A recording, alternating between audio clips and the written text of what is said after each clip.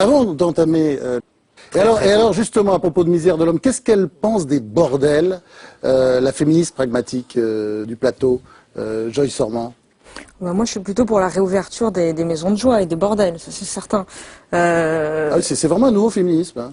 Ça vient de sortir, ça vient de sortir. Oui, bah, oui, c'est vrai que le bouquin, là, parce que moi, mon truc, c'est pas du tout la transcendance. Hein. Je suis désolée, ce serait plutôt le pragmatisme et la matière et le concret. Et c'est vrai que dans ce livre, on essaie justement d'aller un peu à rebours des tendances féministes culpabilisatrices du genre ni pute ni soumise, qui culpabilisent à la fois les filles voilées et les filles des cités qui ont envie de coucher avec plein de garçons.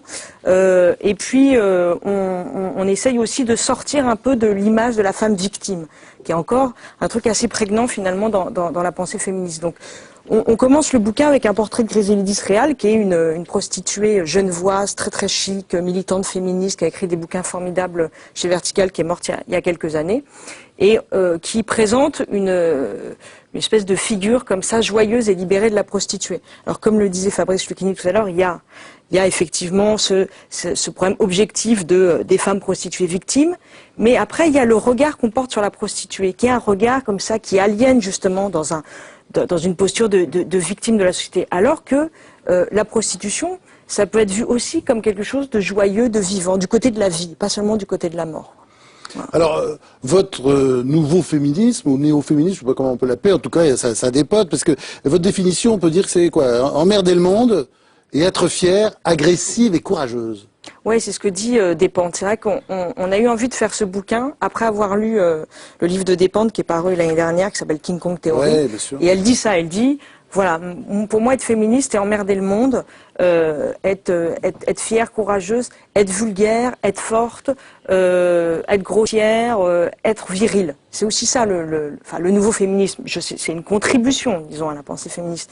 On n'a pas on ne crée pas non plus un nouveau féminisme, mais on essaye effectivement d'aller du côté de ce qu'on appelle la virilité, c'est-à-dire prendre un peu au mec ce feu sacré de la virilité. C'est quoi être viril? C'est avoir une grande gueule, c'est boire, fumer, parler, s'emparer de la chose politique, parler toute la nuit, rouler sous la table pour des idées. Pourquoi vous faites cette tête-là, Fabrice Lucchini? On a l'impression que vous êtes estomaqué, abasourdi. Vous allez prendre le peu qui leur reste, hein, parce qu'ils sont tellement... Il reste plus rien, mon chéri, je t'assure, ils sont en fin de piste, oui, hein, vous verrez. Ils ont le monopole de la parole et de la virilité depuis... Là, le combat féministe... Non, mais l'important, c'est pas tant de dire, c'est le style. Oui, mais c'est mauvais, leur style est lourd, ils sont ennuyeux à périr, ils sont dans la vanité. Les femmes sont dans l'instinct, dans l'intuition, dans l'intelligence suprême. Non, le combat est gagné parce que vous l'avez gagné. C'est ça qu'il vous l'avez pas compris. Ah, c'est pas démago, je pense que c'est les hommes qui sont des victimes. Je sais que c'est misogyne de dire ça. Je suis misogyne de dire que c'est les hommes qui sont des victimes. Non, à part les mecs qui frappent leurs femmes. Non, vous savez ce qui est misogyne, c'est de dire que les femmes sont du côté de l'instinct, de l'intériorité. De tout ce qui est intuitif et artistique. Je trouve que l'homme est lourd, pesant. Non, l'homme est répétitif, pesant, obsessionnel. La femme est miraculeuse parce qu'elle enfante. C'est tragique, c'est féministe, c'est pas féministe de vous dire ça, mais elles ont du bol parce que ce que même un Céline ou un Rimbaud aura pondu par là, eh ben, c'est rien à côté de ce moment où la femme enfante, qui est une expérience que personne ne peut connaître, et que même la plus humble des femmes a une expérience que tous ces pauvres pathétiques bons hommes n'auront jamais. Alors, je sais bien qu'elles sont exploitées. Moi, ma position, c'est l'homme est totalement en fin de piste et le peu qui lui reste va lui être pris. Je pense vraiment ça. Et pour vous choquer, j'avais une phrase pour vous. Je vous l'offre. Il est temps de changer de sexe, alors. Non, c'est une phrase très belle de Nietzsche. Vous verrez, virgule, elles iront jusqu'au livre. Ouais. Vous verrez, virgule, elles iront jusqu'au livre. Moi, je suis pas du tout misogyne, mais je pense que c'est la fin de piste pour les hommes. Elle a trouvé un moyen de régler le problème, hein, pour tout le monde. Elle dit, l'objectif n'est plus l'égalité des sexes, c'est qu'il n'y ait plus qu'un seul sexe. Et le combat vous intéresse pas? C'est pas passionnant? Alors c'est-à-dire que nous, on n'est pas du tout dans un combat contre les mecs et dans une haine des mecs. On est un peu, justement, ce que dit aussi Virginie Despentes dans son livre, c'est tous ensemble. C'est-à-dire, justement, cette virilité-là, partageons-la tous ensemble, les hommes et les femmes. Voilà, que les mecs se féminisent, que les femmes se virilisent. Faisons un petit peu circuler, et aussi faisons circuler le ventre et la tête, puisque vous vous dites, voilà, les femmes sont merveilleuses parce qu'elles sont du côté du ventre, elles enfantent, etc. Puis les hommes, c'est le cerveau. Moi, je serais pour qu'on sorte un peu de cette partition naturaliste. L'utérus artificiel pourrait nous y aider, par exemple. Les femmes pourraient n'être plus que des cerveaux, les hommes pourraient louer des utérus pour faire des enfants.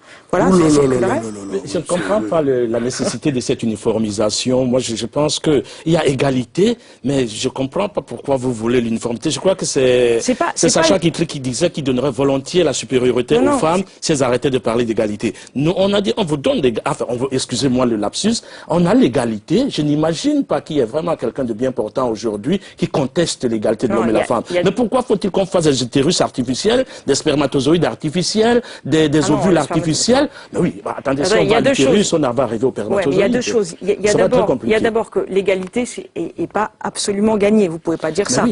Et ensuite, moi je suis pas pour l'uniformisation, je suis pas pour l'uniformité. J'adore les hommes, j'adore l'altérité, le désir naît dans l'altérité, dans la différence. Donc je suis pas pour l'uniformisation. Je suis juste pour que les codes circulent un peu et qu'on arrête cette pensée naturaliste qui considère que les femmes sont du côté du ventre et les hommes. C'est une différence un peu quand même.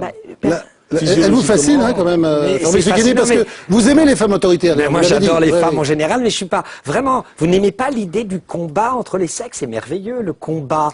Le fait que finalement elles manipulent, le fait qu'elles ont des armes différentes, le fait que si elles parlent et comme dirait Roland Barthes, je le dis tous les soirs au théâtre, et j'aimerais beaucoup vous inviter, même si c'est difficile, ainsi que vous, tous, totalement de gauche, chrétiens de gauche. Ce que je voulais vous dire, chère madame, c'est que l'homme n'est pas féminisé, dit Roland Barthes, parce qu'il est inverti. L'homme est féminisé parce qu'il est amoureux. Vous savez bien que les seuls hommes que nous aimons, c'est les hommes qui ont une grande dimension féminine. Ça veut pas obligatoirement des caricatures de folles, qui disent je peux plus supporter les femmes. Non, et les femmes, je sais qu'il doit y avoir des vrais problèmes sur le salaire, c'est objectif, sur la misogynie. Mais vous avez réfléchi à la misogynie, son origine? Modestement, ils ont senti dès l'Antiquité qu'elles étaient exceptionnelles. Donc, elles ont senti qu'elles avaient le pouvoir. Mais elles n'ont jamais eu le pouvoir. Parce qu'elles ont senti que si on leur donnait, les mecs allaient être niqués. C'est ce qui est en train d'arriver. Tant mieux, moi j'aime que les femmes. Vous êtes beaux jours devant vous, vous inquiétez pas. Non, c'est fini. Mais tu les vois dans les squares le samedi, ils sont en fin de piste. C'est fini, ils sont en train de faire la maman, ils ont des seins, ils ont des sacs ventres et tout. Moi, je peux vous dire, c'est fini. L'homme, c'est fini. Et tant mieux parce qu'il est lourd, bête et vaniteux. Tant mieux. Moi, je veux qu'il y ait des femmes partout. La lourdeur et la vanité, c'est merveilleux. Ah oui, c'est un poids qui vous rattache au réel. Mais quand les femmes vont régner, ça va être merveilleux parce qu'en plus, elles vont être très irritées de l'absence dans la guerre que le mec n'a pas répondu à son autorité. Car ce qui est génial dans la femme, c'est qu'elles veulent lutter pour obtenir et une fois qu'elles obtiennent, elles savent oh merde, il s'est laissé aller, finalement il était beaucoup plus intéressant quand il me mettait à distance. Le jeu amoureux ne peut pas être sans guerre. Si vous détruisez la guerre entre les hommes et les femmes, on détruit Marivaux, on détruit tout. Joyce Sorman, enfin, excellent livre. 14 femmes, sous-titrées pour un féminisme pragmatique. Ce sont des histoires, des portraits de femmes. Il y en a pour tout le monde. Il y a beaucoup de femmes marginales, mais en tout cas, c'est passionnant. C'est chez Gallimard.